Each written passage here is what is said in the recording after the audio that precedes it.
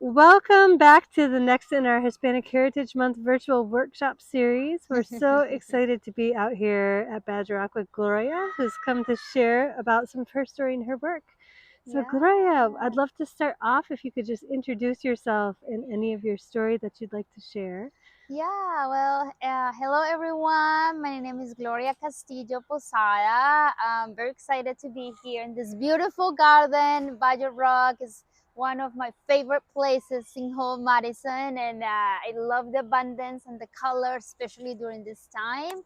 And so this reminds me sometimes home. I'm from Colombia originally. This is where my family and my full like generations of beautiful people live. But I also call Madison home. I've been here for around 12 years now. I have my beautiful family here with me, and I just, part of my story is um, feeling very proud of who I am, where I'm coming from, my roots, my language, which is Spanish, my native language, but also, the generations of really strong women and men that came before me, and made everything possible for me to be here today. And also Madison now being my home, when I'm raising my kids, caring for the community, and also, making everything possible, to make this community inclusive, welcome, and sustainable. Hmm. It's beautiful. So, I know that a common thread that's run through your education and work has been sustainability. Yeah. Could you share why you think it's so important and what intersectional aspects you feel called to focus on in your work? Yeah, and I think sustainability sometimes such a big word for a lot Mm-hmm. of people and can be like a little bit academic and not so much something we relate to. But I think sustainability at the end is how can we be in a relationship with our environment, but also with the people that are around us, and how can we care for the future generations, right? And for the land that we are on, and respect that. And I think, ex- especially for our Latino communities, we grew up, being very close to the earth, being caring about it, thinking about how we can save, how we can, like protect the water, protect the land. And I think that's, even if we don't call it sustainability, we call it well-being, we call it like being in touch with Mother Earth. So these values and these beliefs are very intrinsic to us. So living in that balance with the earth and the communities around us, so that for me has been always very important. And taking that, and I mean, growing in Colombia with such a beautiful, such a beautiful country, such a rich, diversity, I always had this deep appreciation for it. uh, and also understanding that we as communities also benefit from the land, so how can we do that in a way that feels sustainable, just bringing that word back, and still caring for it. So I went to school in Colombia, and I studied ecology back in the time when I was like young, and I took that from here, or took that knowledge and that experience at home, and came to the US, and then study a little bit more environmental studies. And then it's just with that knowledge and what my experience and what I'm coming from, now being in the energy sector, and what that looks like now, when we're thinking about like new technologies, and how we can transition to the clean energy, but a clean energy transition that is accessible for everyone, that everybody feels like they're part of that future. And I think that's part of my work now, when we think about this net zero goals and reduction of emissions and things like that, is how everybody's part of that beautiful future that we're picturing, for all of us, for our community. So sustainability is a thread in all that.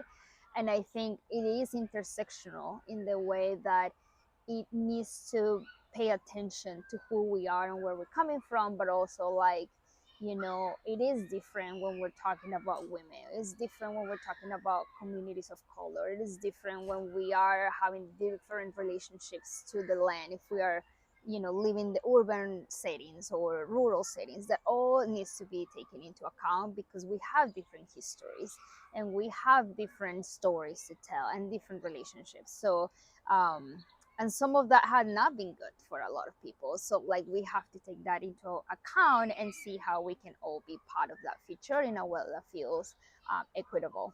So I think sustainability needs to be intersectional and needs to speak to everyone.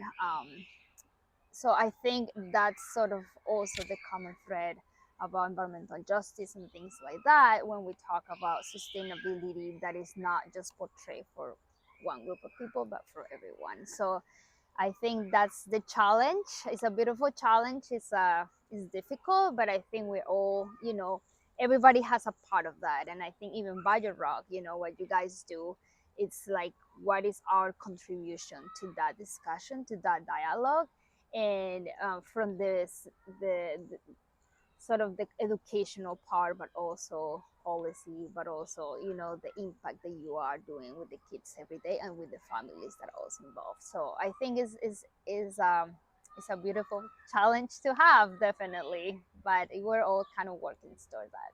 Yeah, so kind of taking it beyond kind of just a buzzword Uh-huh. and making it an on the ground Right.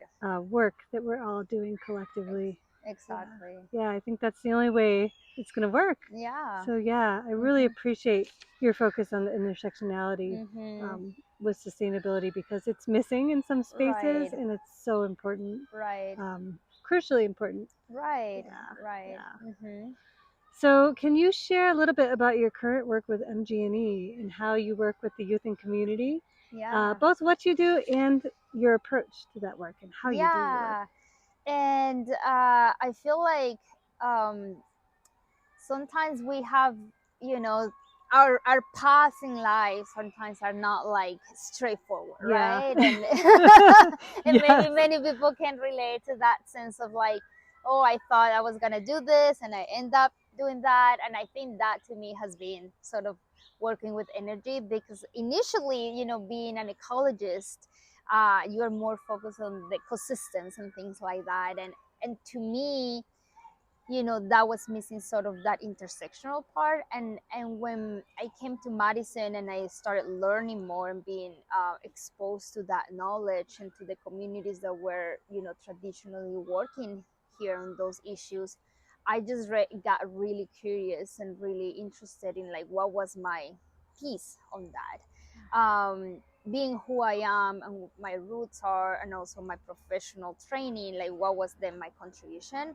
So now what I do, I'm the customer engagement and community services manager at MGE. And it might sound like a mouthful, but I think what we do is, MGE has very ambitious goals of like by 2050 have completely net zero energy, which means that all the energy that we produce, it will be like zero emissions. So that is a really lofty goal, but what we want is that all our customers have access to that sort of clean energy. So what does that mean for you, me, and everybody?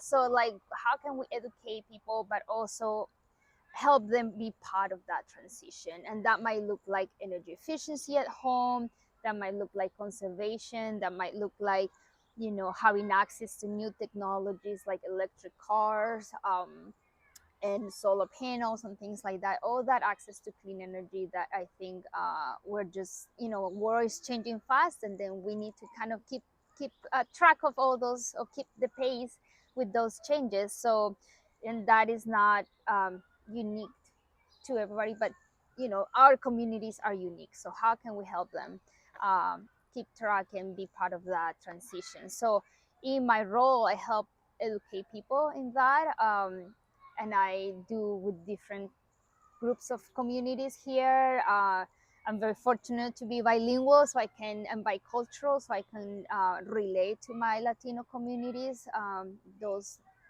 the knowledge of that and the participation of that. But something also that is really important to me and I love is the work with the schools. And I think part of the work that we do with them is what is the role of our kids, and like maybe they're not necessarily paying the bill right now, the energy bill, but they are being part of that because they're being educated and how to be more responsible with our natural resources, being that energy, for example.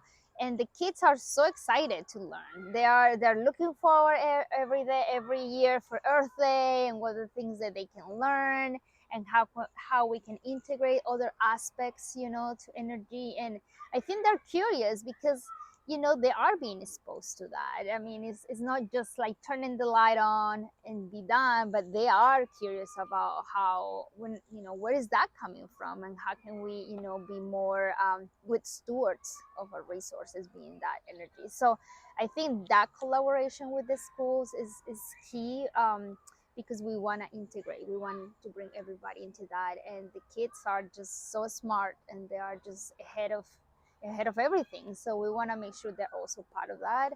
And in collaboration with teachers and other staff, I think it's been a wonderful collaboration, that they're super open for us to come. So that's another part. And the last part I want to say, I also host a radio show, and the radio show at A La Movida, which is a bilingual show. We talk about all things energy, and talk about cultural approaches, right? It doesn't need to be just a paper, or news media or things like that. We need to be creative, right? In our sustainability work, we need to be creative, and we need to understand the ways that people learn and absorb information and relate to that information. So radio has been traditionally really important part of our cultures. So how can we do through oral learning, through the things that we learn through stories and things like that, integrate these concepts about energy that are important for people, and they are like down to earth, like what are the things that I need to do, but these are my questions, and how can we learn more about those topics and issues that we care about. So I think there are multiple ways that we relate to that, and we continue to like come up with ideas of collaboration with our partners. And I think collaboration is always the key word there. Yeah. Well, I can speak from the Badger Rock side of Uh-huh. that of this collaboration. It's been amazing to have you all come out Earth Day week. We usually plant a tree. We Yeah. usually paint a mural with an amazing muralist in the community. We have many around the property from different years. The most recent was celebrating the legacy of Mr. Robert Pierce on the back of our shed here, the first farmer of Badger Rock, and then doing exploring energy, human powered energy with the bicycle blender in the Right. kitchen. Uh-huh. It's just amazing how much kids learn when they're having fun and they're Right. engaged, Right. and also when they are seeing themselves represented in what Right. we're doing, whether it's the recipes that we're making Right. or the artists that we're collaborating with. Mm-hmm. So you all are so thoughtful and intentional in how you help co-create those experiences, Right. and just from having been um, on the end of being a part of those, it's been amazing. So thank you for the work that you do. And Yeah. then the storytelling piece, so important, which, Right. telling story through art or through, story like your radio show. So Mm-hmm. hopefully, do you have a link we could put in the Oh comments yeah, for, okay, absolutely. I will great, be sending that information for perfect. everyone. And so just feel free to, um, tune in, and then having, if you, I feel like that's just a fun way to just, learn about, all things energy. And sometimes we feel like we need to be experts, but we don't, Yeah. we just have to kind of have an open mind to learning. Yeah, and there's so much wisdom that we have from, our ancestors and how to live Right. sustainably, also Right. combined with Mm-hmm. the newer technologies. There's so many possibilities. Right, exactly. Yeah. So Mm-hmm. you touched on this some already, but how does your culture inform your work? Oh my goodness, all kinds of ways. And I think it's just accepting, first of all, accepting who you are, as a full person. um the way you grew up, the language you speak, the art you see in the streets, your family values, all those things come to you. And especially for us as immigrants, we don't leave that behind when we leave home. We bring all that with us, and that just makes everything richer, right? And this is not just for the Latino community, but in Madison for all the communities, that are coming from different places and bring with them all the rich culture.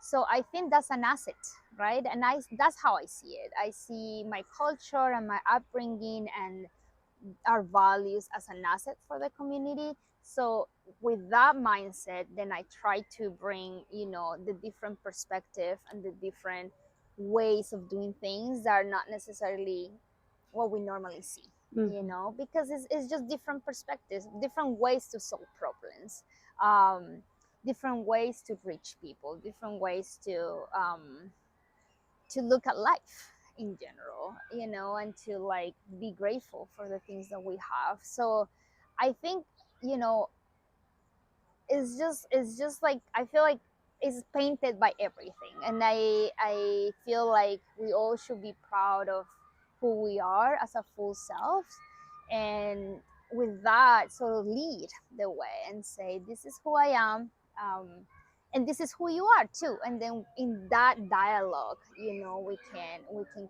build something wonderful. And never say like, oh, you need to be like me, or I'm better than you, and anything like that. It's like as equals but different in our own ways, then we can reach, our work and the communities that we live.